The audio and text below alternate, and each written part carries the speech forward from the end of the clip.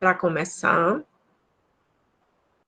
Oi, gente, de novo, boa tarde. A gente está aqui iniciando dia 22 de março, né? A nossa primeira reunião, eu vou chamar primeiro encontro, na verdade, do Clube do Livro, do nosso grupo de pesquisa, que é o GRUGEPS, né? Que é um grupo que visa discutir, né, nesse momento aqui bem inicial de sua formação, questões relacionadas a gênero, política e epidemiologia. Então, a gente tem uma composição fixa já desse grupo, né, que envolve alunos de iniciação científica, monitoria, mas a gente está aqui trabalhando uma discussão que tem que ser coletiva, na verdade. Então, para esse momento inicial, a gente está trabalhando com a proposta, né, de um clube do livro, exatamente para a gente ter aí, né, um processo de leitura que é muito parte da formação do pesquisador, né, a gente precisa ler, a gente precisa se aprofundar nesse objeto que nós escolhemos trabalhar, né, eu escolhi, propus para vocês e vocês abraçaram a ideia. E, claro, né, é a partir daqui, desse momento de reflexão, de troca, de discussão, que a gente vai abrindo a mente para identificar, né, esse desdobramento, né, desse objeto que é tão amplo, que é o estudo do gênero, em múltiplos objetos. Então, hoje a gente não tem aqui uma ideia, né, de quanto a gente vai ter de objeto de pesquisa. A gente sabe que existe um projeto de iniciação científica, mas que não necessariamente, né, ele fim desse ano, inclusive, que a gente está gerando uma corrente de ideias que vão, né, perpetuar outros estudos, outros projetos, outras pesquisas, trabalhos de conclusão de curso, trabalhos para eventos científicos, né, então a ideia é a gente pensar aqui em longo prazo, tá? Então, antes de eu passar a fala para os meus membros, né, do grupo, que fizeram esse estudo também, que foram, né, se debruçar sobre esse primeiro capítulo, eu queria reforçar que a gente vai ter 6 encontros, hoje é o primeiro, tá? Então, quem não está participando hoje, fique à vontade também para participar nas próximas semanas, né? Nas próximas 5 segundas-feiras, a gente vai até o dia 26 de abril com essa atividade, né? Que é uma das atividades que envolve o projeto de iniciação científica, né? Além de outras que a gente vai começar a partir da próxima semana, mas que, nesse momento, a gente está trabalhando com essa leitura, né, e essa reflexão e discussão dos capítulos, né, do livro Visões do Feminino. Hoje a gente começa com o primeiro capítulo e aí, semanalmente, a gente vai trabalhar um capítulo para a discussão, tá? A dinâmica do Clube do Livro, né, os alunos já estavam cientes, era que a gente lesse os capítulos, claro, né, trabalhasse aqui pontos centrais, né? São capítulos longos, são capítulos densos, né? Principalmente porque eles trazem reflexões históricas, né? Processos aí que se desdobraram, né, ao longo dos séculos para formar e para entender esse conceito tão amplo, como eu falei. E aqui a ideia é que a gente possa expor esses elementos centrais, tá? E, a partir desses elementos centrais, a gente levantar questões pertinentes para a discussão do grupo. Então, encerramos o capítulo, pronto. Não, na verdade, de hoje, nascem várias construções. Então, o que foi que nesse capítulo inicial, nesse primeiro capítulo, a gente já viu que é algo que a gente vai poder trabalhar futuramente. A gente vai poder trabalhar desenvolvendo num projeto de pesquisa ou em leituras mais aprofundadas, né? Então, essa é a ideia, tá? Esse é o GRUGEPS, né? Quem é o GRUGEPS, né? A gente está aqui fazendo uma divulgação também do nosso grupo. Então, o GRUGEPS hoje, ele conta com 4 membros, né? São 3 alunos de iniciação científica, alunos vinculados ao PROMIC, que é o Programa de Monitoria e Iniciação Científica, e são vinculados a um projeto específico, que é o projeto Gênero e Curso de Vida, Aspectos Políticos, Epidemiológicos e Científicos, tá? E temos também uma monitora, né, que é monitora da disciplina de Políticas Públicas e Promoção da Saúde. Então, todos esses, sob minha orientação, sou a líder do grupo, estamos trabalhando, né, com essa temática, tá? E aí a gente já passa aqui para a primeira, né, tentar abrir aqui com vocês esse momento de discussão, né? O que é que nesse capítulo chamou a atenção de vocês, né? Quais foram os pontos centrais? O que é que você viu aí que trouxe fundamento para você compreender essa questão, né? Quando a gente pensa em gênero, ciência e cultura, tá? Fiquem à vontade, meninos, para abrir o microfone. Oi, boa tarde, professora, boa tarde a todos. Eu achei vários pontos importantes, desde a construção da ciência voltada para a mulher, né, de como ela foi gerada, criada e acreditada por eles, né, porque muitos estudos, com o tempo, foram se concretizando ou mostrando que era uma construção errada. Tem um ponto que cita, o livro cita, que a mulher, o útero e ovários eram considerados como os órgãos masculinos investidos. Então, a que ponto, né? De onde nós viemos, aonde nós estamos, não é isso? E aí vem a questão também do alvo de intervenções relacionado à sexualidade. O alvo de intervenções que eram desde a vigilância contínua para as químicas e as cirúrgicas. Eu preciso me aprofundar mais nas questões da química e da cirúrgica, mas, ao meu ver, era muito cruel. Foi uma época muito cruel. Nós mulheres, hoje, da atualidade, somos vitoriosas, somos instruídas, nosso intelectual, como o livro cita, muitas vezes que era considerado inferior, mas o nosso intelectual totalmente desenvolvido comparado, sim, ao do homem. E hoje, muito se vê isso, né? E muitas pessoas dão credibilidade ao sexo feminino, porém, ainda temos muito a construir, muito a lutar e a buscar. Eu vou passar a palavra para um colega, e aí depois a gente vai compondo aí. Oi, professora. Então, o que me chamou a atenção na leitura, assim que eu comecei, foi uma frase de efeito. A ciência moderna, classificar e nomear tem sido uma tarefa fundamental.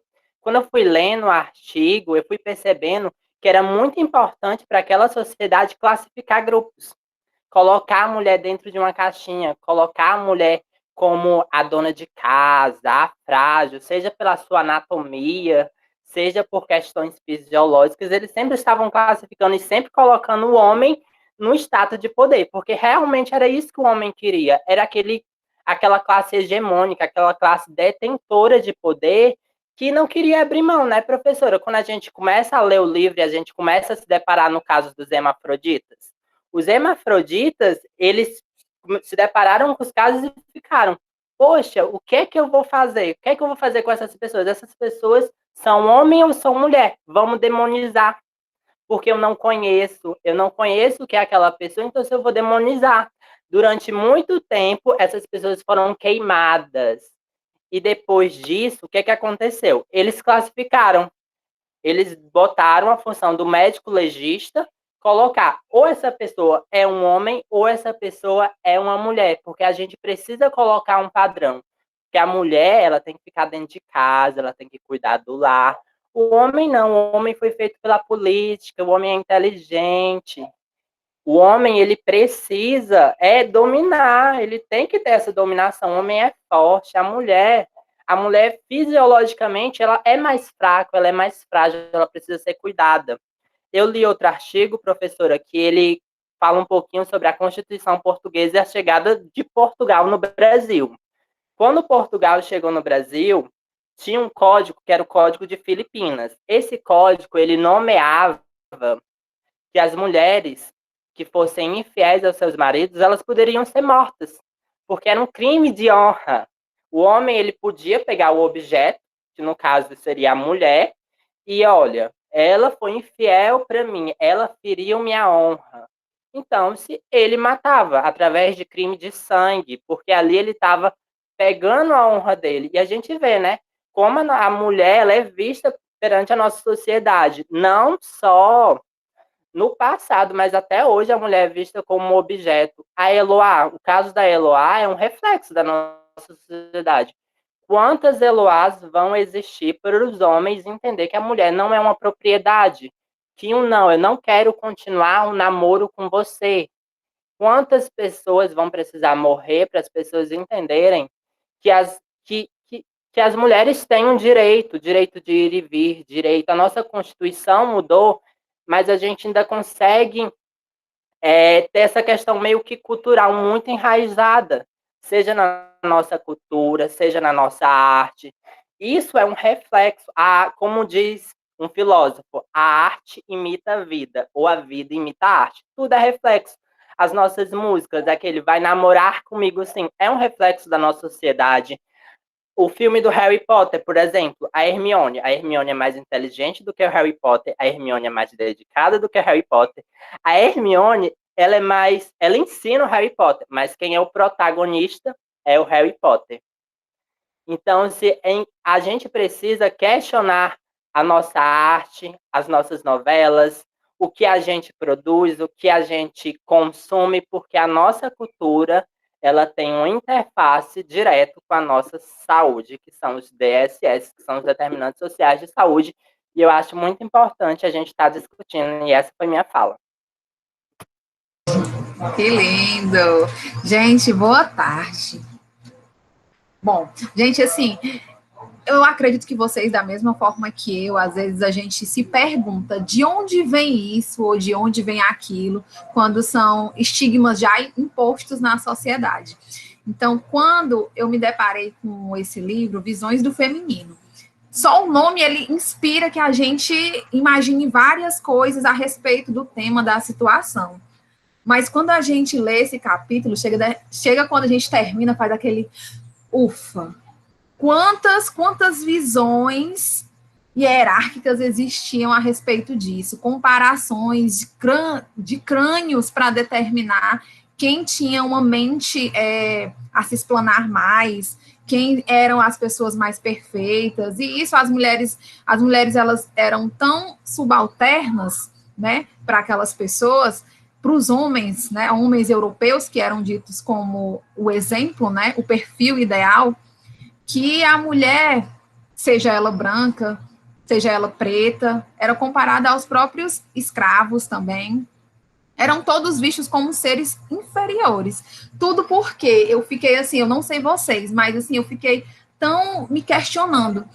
Por que que eles tiraram isso, né, a partir do tamanho do crânio? De onde foi que os homens eles conseguiram inventar isso? Por que que os estudos deles iam a partir de tamanhos de crânio, tamanho de órgãos, fluidos corpóreos? Como assim? Por quê? Né? E isso determinar que os homens eram superiores, sim, intelectualmente. Então, são questionamentos que a gente fica... Hoje em dia, eu vejo, a gente consegue perceber quanto espaço a mulher conquistou. Precisa de muito? Sim, com certeza precisa. A gente se depara com muitos casos que o Júnior já citou, tanto mesmo pela mídia, né, como pela nossa própria realidade. Quantas e quantas mulheres elas ainda padecem por depender de homens, e são fatos culturais. De fato, são fatos culturais que vêm se perdurando devido justamente a esses estudos antigos, e eles reforçavam essas teorias de acordo com os estudos que eles faziam, eram livros e mais livros, eles publicavam aquilo, às vezes aquilo não era verdade, era como uma das citações ia dizendo, eles deixavam de lado até alguns fatos nítidos, para eles impor aqueles pensamentos dele, e as pessoas, os homens, né, eles acreditavam e valorizavam aquilo porque era aquilo que estava sendo dito por um homem iluminado, ele era um ser pensante, um ser diferenciado. A mulher, como tem uma das citações, ele dizia que a mulher é como ela era a figura que representava a natureza. E o homem, ele era um meio que dominava a natureza através da cultura. Porque quem tinha capacidade de pensar, de raciocinar, era o homem. Então, o homem, através da ciência, da cultura, ele conseguia dominar a natureza. A mulher, para ela ser estudada, né, tanto que é um ser tão complexo que a partir de então, né, desde antigamente, esses homens estudavam, não conseguiam entender, e por isso, a partir de então, surgiu, né, as especialidades médicas de ginecologia, de obstetrícia, coisas que eu não sabia, que eu me encantei, porque tudo tem uma origem e a gente precisa conhecer aquilo, ainda mais quando você gosta de um assunto, né? Então, assim, quando eles analisavam a anatomia da mulher, eles mediam o quadril. A mulher, pronto, aqui, a mulher ela foi feita para parir devido a esses quartos largos e ela foi feita para amamentar. Então, eles eram de momentos, né? Existiam momentos entre o século XVIII até o século XX, foi um momento, assim, de estudos e de diferentes opiniões, porque a mulher já chegou a ser endeusada, né? E em alguns períodos menosprezada, sexualizada, né? Porque as mulheres, segundo eles, né, em algum momento elas não conseguiam controlar os desejos sexuais, enfim. Então, assim, foram muitos estudos influentes. Eu acredito que esse primeiro capítulo é um capítulo bastante importante. Eu acredito que a gente aqui, com esse livro, a gente vai conseguir ter uma noção mais vasta do que foi, de como é, o porquê de que as coisas são hoje do jeito que são, a complexidade que é o ser feminino, porque nós sabemos que sim, é de fato complexo. Os momentos, as fases que a gente estuda das mulheres, desde a idade fértil, até a menopausa, enfim, todos os momentos, as infecções sexualmente transmissíveis, por que as mulheres sentem alguma coisa de incômodo ou não, como é que ocorre toda a fisiologia do corpo da mulher, enfim, são muitas questões. E, digamos assim, que não se chega a um ponto, a uma conclusão, os estudos, até porque hoje a gente vê que, de fato, existem estudos e mais estudos,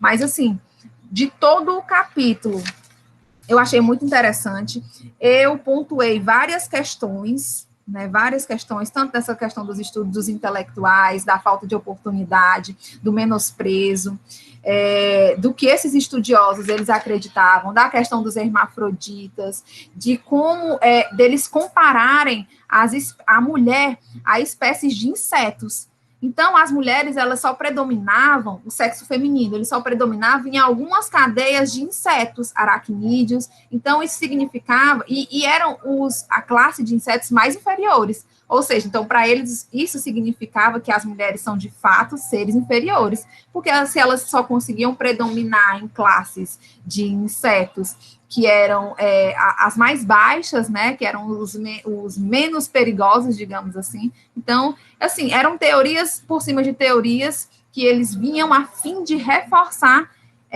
a questão da falta de intelectualidade da mulher e predominância do intelecto masculino. E é isso. Ok, gente, muito, né, boas, excelentes colocações. Eu comecei a ler o capítulo, deixar claro para vocês que eu estou lendo o livro com vocês, tá? Eu nunca tinha lido, eu já tinha esse livro há alguns anos guardado, né? Eu comprei ainda na época da Fiocruz.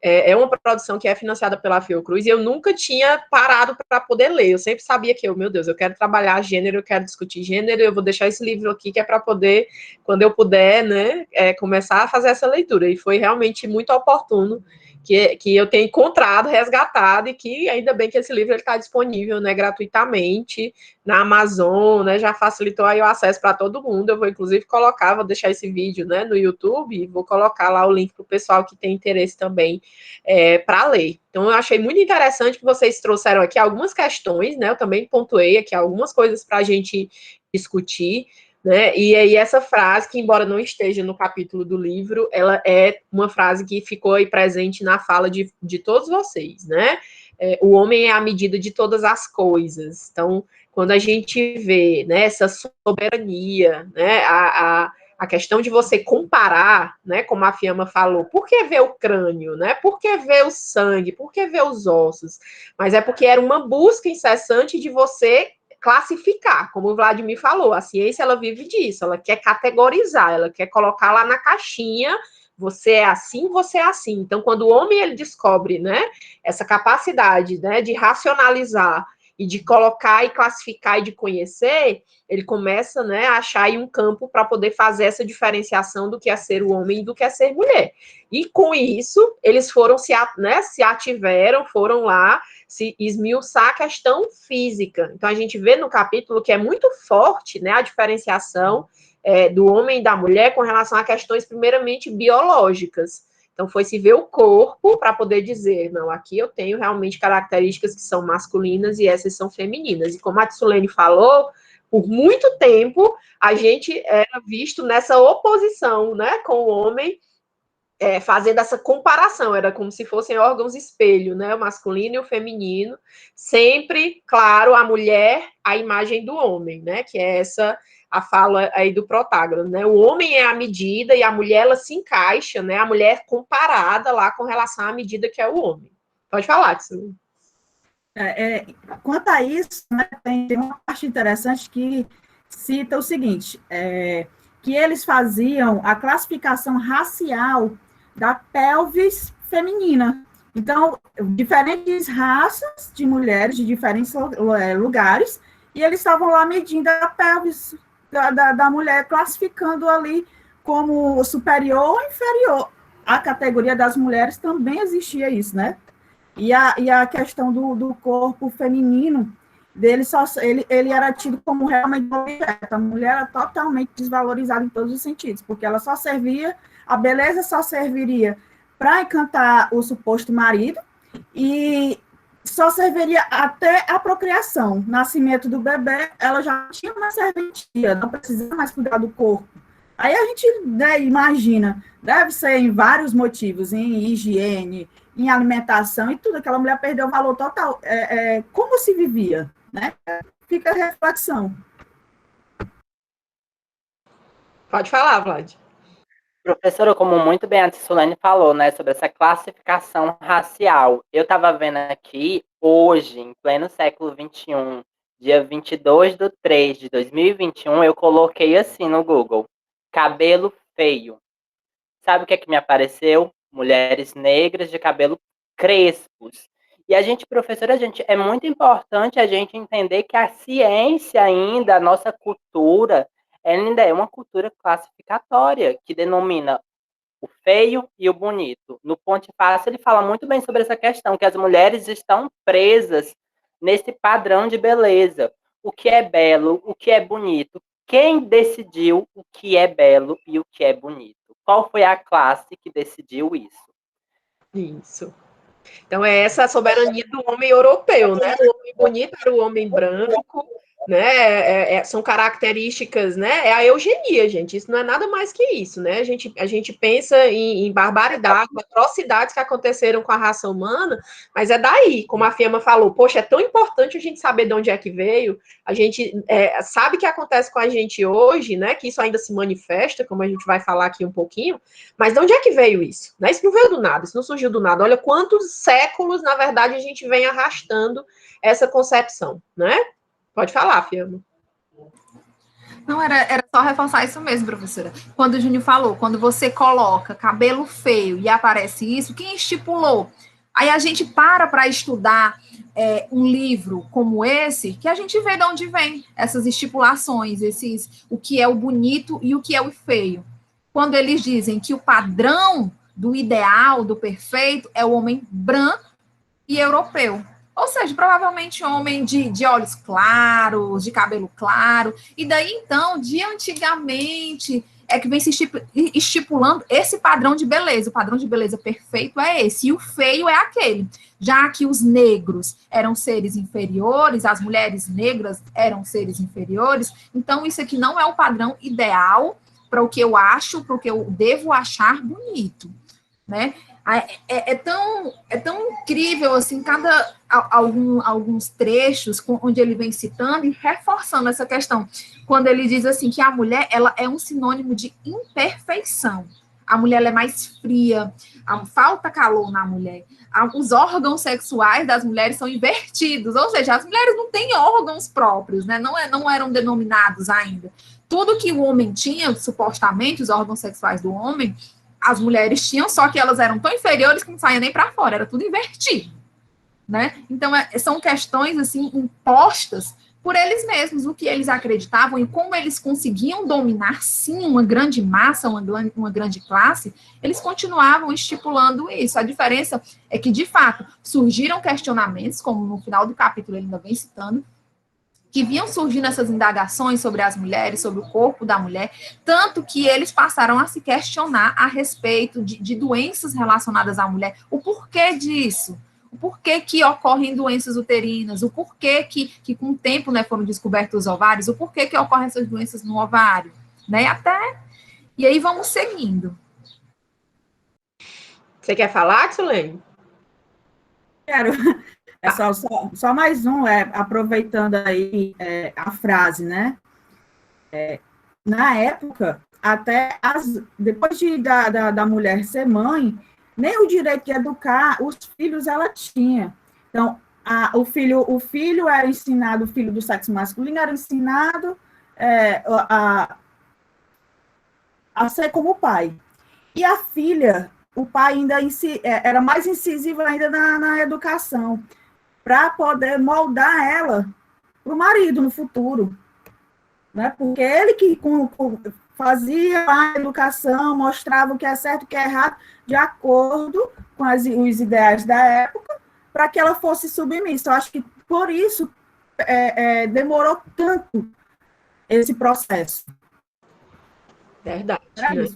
Então, essa diferenciação, essa classificação que a gente viu, que é muito forte, levou ao que hoje a gente observa, né, dessa objetificação da mulher, né, da mulher que existe para servir, né, da mulher como a Fiamma também falou com relação à questão da sexualidade, né, que houve momentos da história que a gente observa que a mulher é vista como santa, né, como uma deusa, né, da maternidade, para cuidar dos filhos, a dona do lar, mas também essa mulher ela passa a ser vista como pecado, como perigo, e isso se manifesta ainda hoje, né? Então, a gente começa a visualizar que você não tem um modelo, você não tem ali um padrão dessa visualização da mulher, isso é modificável, né, ao longo da história, e inclusive, né, pelos diferentes olhares dos filósofos, dos profissionais médicos, né, de todas as categorias que foram se inserindo nessa discussão. Então, ela não era uma discussão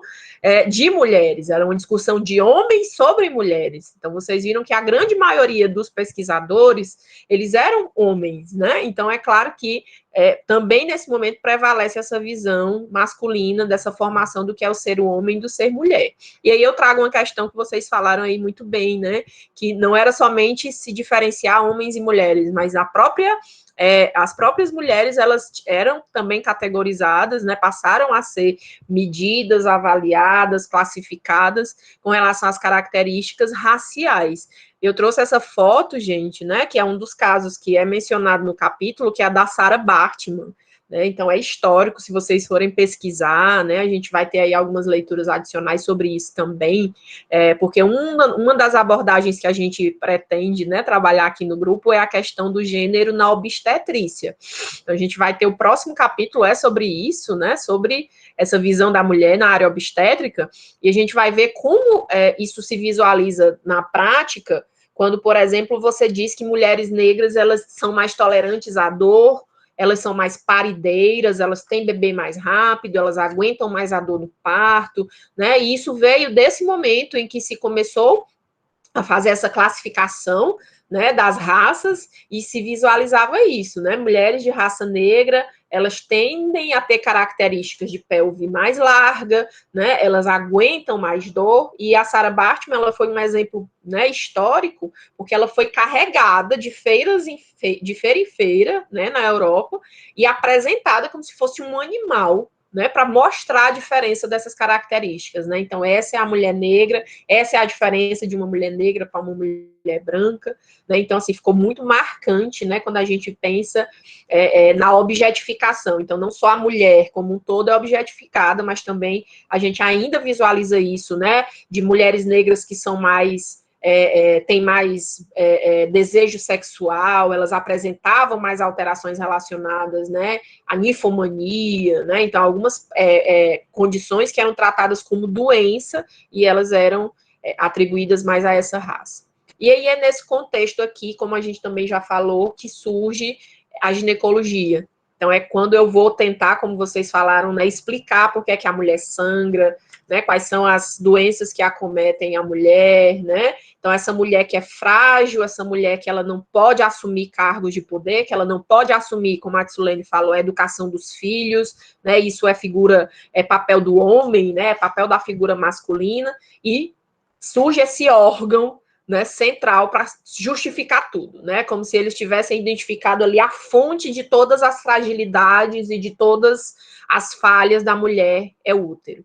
Então, é desse útero que nascem as doenças, é desse útero que nasce esse período do mês em que a mulher, ela não tem serventia, né, ela não tem utilidade, ela não tem utilidade para o homem, né, por conta das relações sexuais, ela não pode engravidar, então ela não tem a utilidade, né, focada na reprodução, e é daí que vão surgir todos os males.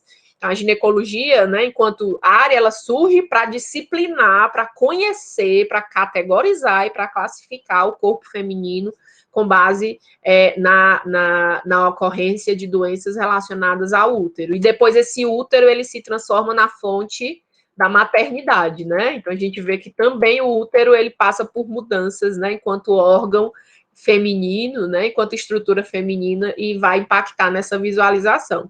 Então, quando a gente olha, coloquei aqui memes, claro, né, porque eu sempre trabalho isso com vocês, né, e a gente vê que ainda hoje a gente relaciona fenômenos fisiológicos, tá? A menstruação é um fenômeno fisiológico, né? É normal que a gente tenha sangramentos mensais, é parte do nosso ciclo fisiológico menstrual que eles ocorram, e na verdade a gente ainda relaciona ele com adoecimento, né? Então, claro que nós temos, né, alterações que são importantes, mas tu tá menstruada, né? Se alguém tá ali um pouco mais chateado, tá ali triste, tá chorando, então a gente tende, né, a categorizar certos comportamentos negativos na mulher relacionando ao período menstrual, né? Então, quando você vê isso não é, né, bobagem, isso é histórico, na verdade. Então, foi assim que a mulher ela foi diminuída, né? Foi relegada a classes inferiores, porque ela não tinha controle sobre o próprio corpo, né? Então, ela ia sangrar e ela não era confiável. Uma mulher que sangra e sobrevive, essa mulher não é confiável, né? Pode falar. Professora, a professora falando aí, de fato, era uma das coisas que eles falavam. Por que que em determinados períodos do mês as mulheres elas demonstravam assim atitudes diferentes, sentimentos diferentes, saía aquele sangue, o porquê, o que que acontecia com aquele corpo daquela mulher para ela ficar desse jeito, nesse estado? Que doença era essa que fazia com que ela ficasse nessa situação? E, inclusive, eles diziam que a mulher, nesse período, se tornava mentirosa, não era digna de confiança, e que, nessa época, elas tinham tendências suicidas. Acho que, provavelmente, pelas alterações hormonais, né? E aí eles tinham essa conclusão de que a mulher não merecia confiança, porque era mentirosa e poderia cometer infâmias aí durante esse período menstrual. Isso, né?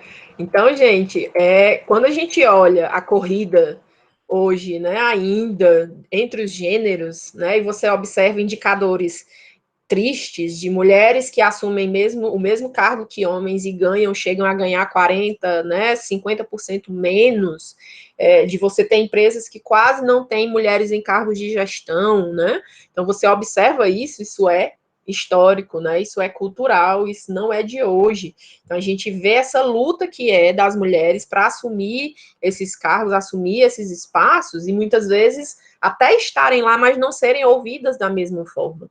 Então, vem dessa ideia, né? Como a Tsulene falou, elas eram mentirosas. Olha aí, quando a mulher tá menstruada, ela não é confiável. Então, isso vai lá se refletir na capacidade dela de gerir, na capacidade dela de tomar decisão. Então, isso se reflete hoje também no nosso mercado de trabalho, né? E aí eu achei essa propaganda, né? Olha que interessante, né? Uma propaganda aqui de um medicamento, e o homem está aí se justificando, né, na hora de aplicar na mulher. Se eu fico de mau humor, é porque é teimosa. Parece até que gosta de adoecer, né? Então, de você usar, inclusive, essas alterações, né, essas manifestações dos períodos menstruais femininos como justificativa, né? Olha, eu tô zangado com você, tô brigando com você, mas é porque você tá teimando, é porque você não tá cuidando da sua saúde, né? Como se fosse algo ali que dependesse da mulher. E aí era uma propaganda, né, de um medicamento à saúde da mulher, e aí seus incômodos vão passar, suas cólicas uterinas vão melhorar, e aí você vai poder voltar ao normal, né? Eu achei bem interessante aí trazer a figura do homem cuidando da mulher, né? Porque era esse o papel dele, a mulher frágil, né, essa mulher vulnerável que precisa de cuidado, e tá ali o marido, né, que é o detentor do poder e que pode fazer isso por ela, né? E que ela é a culpada, né, professora? Isso. Por ela estar mal, pelo mau humor dele.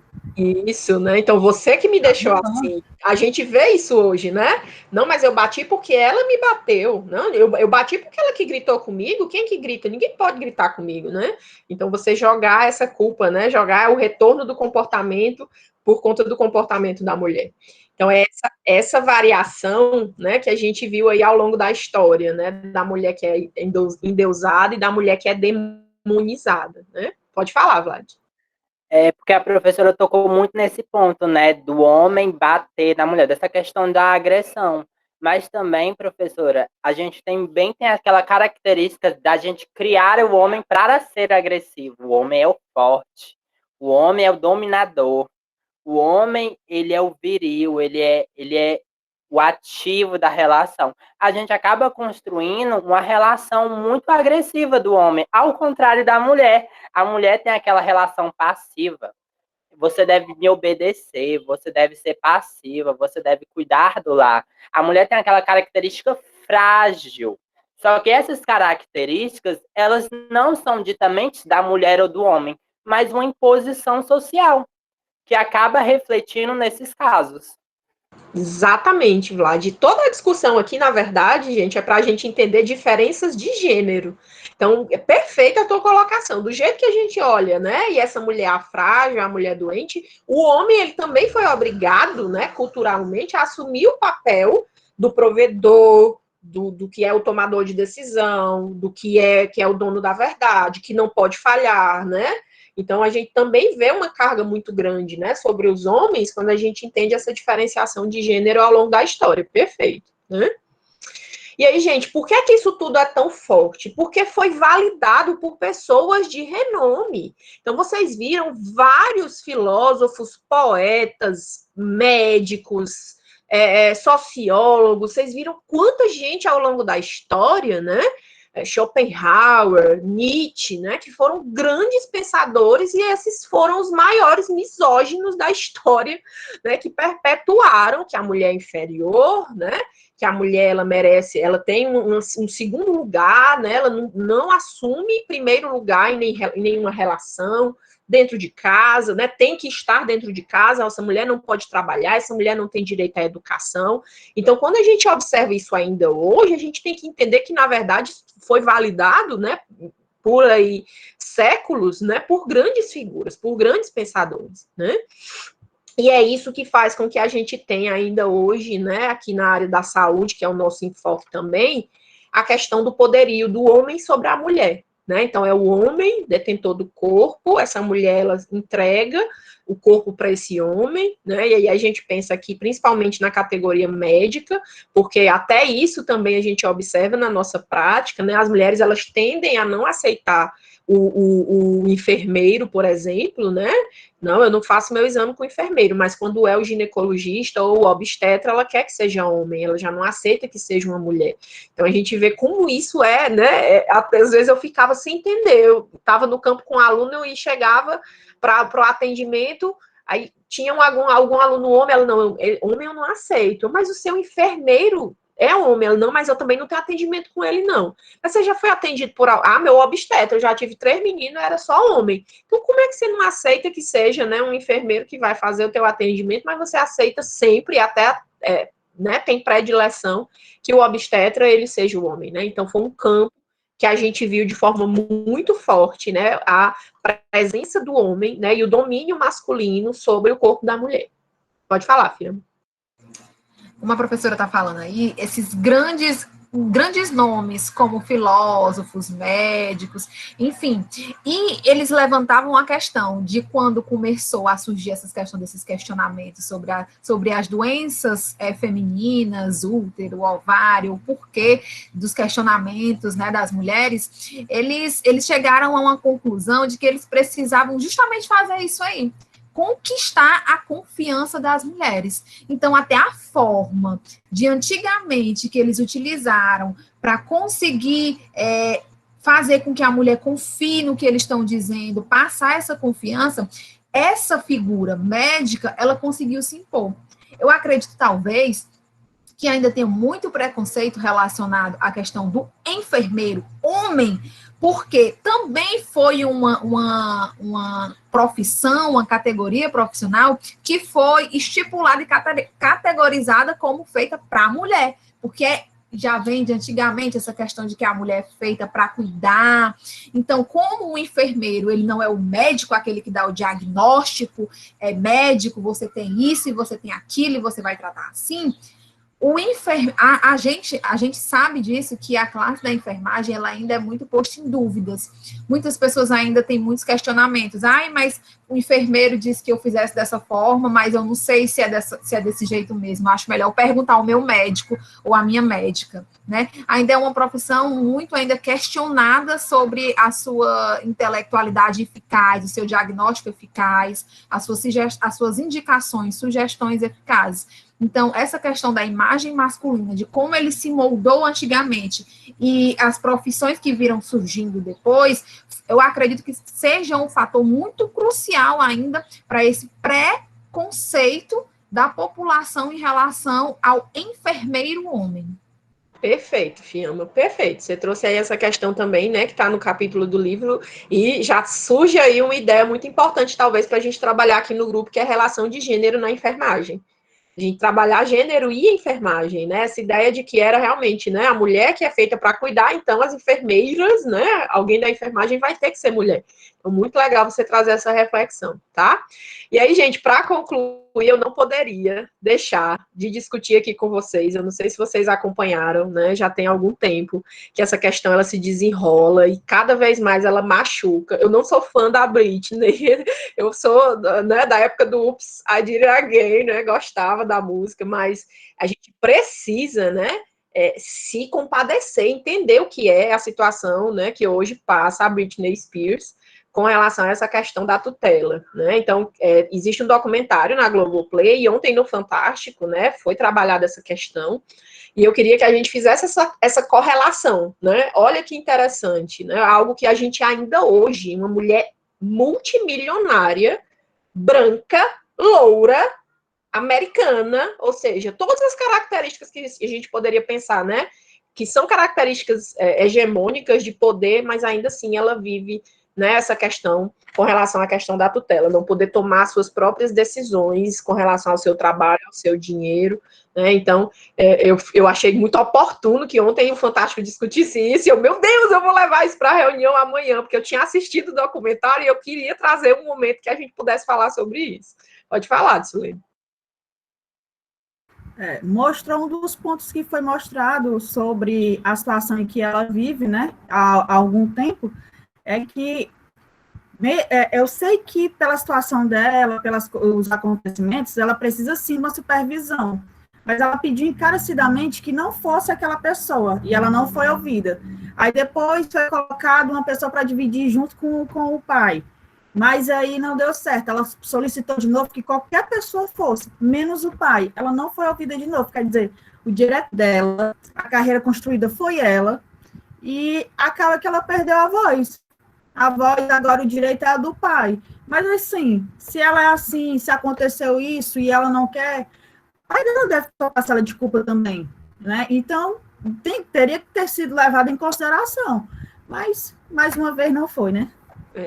Aí, no caso da Britney, né, a gente vê muito claramente essa questão de analisar o comportamento, né, então ela teve os momentos dela, teve todas as dificuldades, né, casamento, separação, enfim, questões que vão além aqui da alçada da gente discutir, né, ocorreram, mas até que ponto isso justifica essa demanda, né, lógico, teve internação psiquiátrica, né, mas é sempre você usar disso, né, então é uma mulher que não é capaz de tomar conta de si, será que isso seria feito com um homem, né, então essa é a reflexão que fica para a gente poder entender como a gente não está longe disso, né, a gente não está livre disso, isso é atual, então não é lá, né, do século XIX, é de agora, né.